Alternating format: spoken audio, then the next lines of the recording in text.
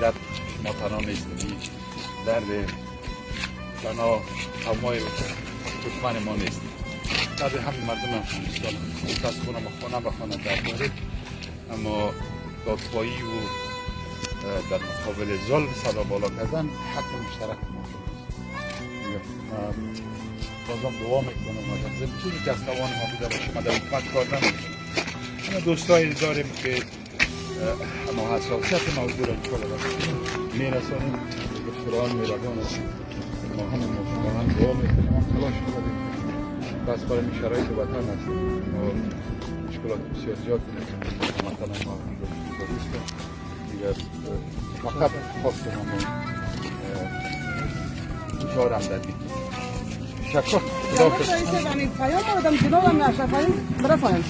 بلیاز خدا بلیاز تا 45 روز میشه. آیات رو اون میبره اول تقریبا یک 45 روز ایج آیات نامرد ایج که مثال اول مورا پرسان کرد این 55 روز میشه که آیات میآید. یک هفته وقت میده، در روز وقت میده، بالاخره یک دستاورد شده ما تجربه نمیمونه، ما را قطعا دستاورد شریک نمیکنه. بازم یک تحقیقات صحیح میشه نمیشه. یک طفل معصوم 9 ساله در قید زنجیر زولانه برهنه تن بلردون در سیاچا خواست خدا میدون در کجا خواستی بلیاز خدا چی کنه وکیلش میاد، چی کنه وزیرش میاد، چی کنه دیگهش میاد. یک دستاوردش ما هیچ معلوم نیست که آیا چی کار میکنن. ما ان شاء الله این موضوع را ما خبر داریم در حکومت نیست. اگه نمیکنم ما این میرسان خدایی هم میکنیم میرم خدا میپاسیم خدا میکشیم از بین میبریم که هر ما بمریم یک روز بمریم خوب است.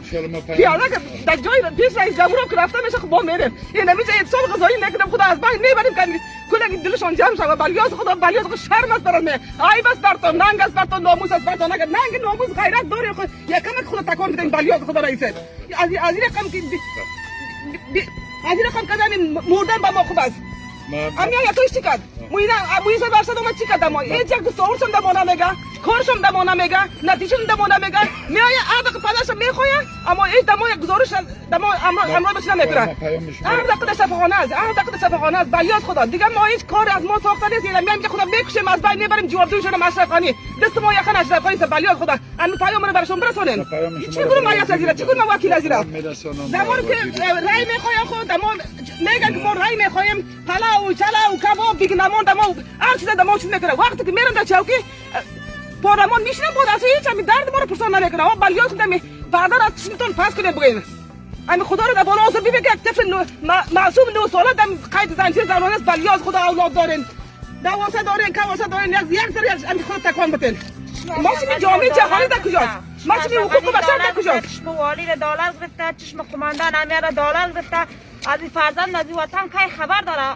بجای عبدالرؤوف جان امین اشرف غنی است، عبدالله است، ابوالله صالح هر مصیبتی که هست در جای بچه ما فرزند خود یک قرار بده. ابوالله صالح یک صد فرزند خود جانش دست پای بسته نگهداری کنه. ما ببینم طاقت میتونه آیا مادر پدر از ما تحملش داره؟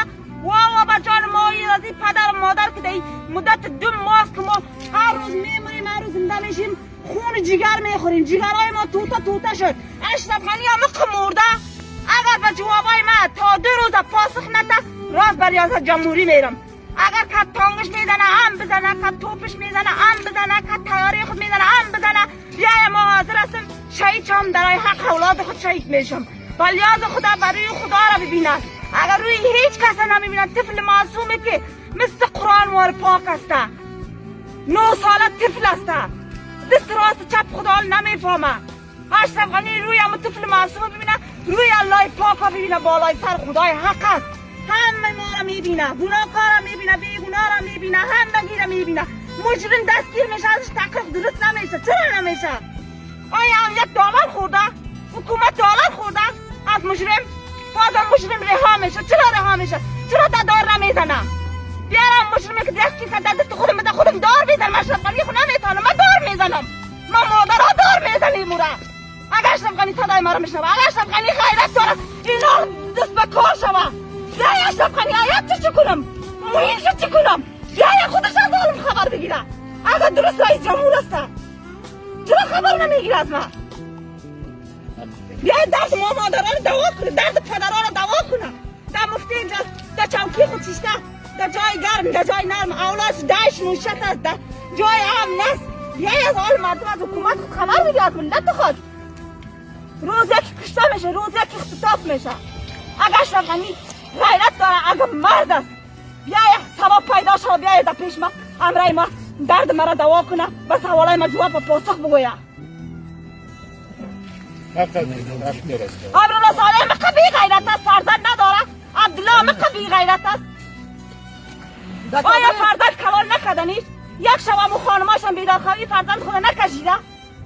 در کابل تاریخ زد امرالله صالح به اون شب اوله در بیانیه خصوصی که والا یگانه فرزند عزیزم در پولین بود، یک زخمی سطحی شد. آیا فرزند است؟ عبدالرؤوف فرزند تو نیست؟ عبدالرؤوف فرزند یک بنده خدا نیست؟ عبدالرؤوف فرزند غریب است، با اون خاطر ما پسر فرزند ناداریم در پولین بود. فرزند عزیزم آیا عبدالرؤوف فرزند نیست؟ فرزند نمی وطن نیست؟ ما بیدارخوابیش کشیدیم، بدیات خدا یک جوری ناجوریش کشیدیم. آیت رایی نکنن. ما فرد عبدالرؤوف جان به خاطر تحصیل روان کردیم که تحصیل کنه، سوار از آینده از این فرزند از این ملت است، آینده از این ملت بسازه. ما برای اختطاف روان نکردیم فرزند ما را، بیایی که آینده درخشان داشته باشه. گفتیم اشرف غنی آیا آینده و اولاد از این ملت فکر نمیکنه؟ این ملت اولاد از ملت تحصیل نکنه، این ملت سر کی استاپ میشه؟ اشرف غنی که رهبر است، از پشت ما مردم رهبر است. صاحب جمهور اینا پیام ما را برسانن که دما نه آیت رایی نکنن. یا یک اشرف غنی یا یک کتبه روبرو به سوالای ما پاسخ بگوید. اما مرد است اشرف غنی. خدا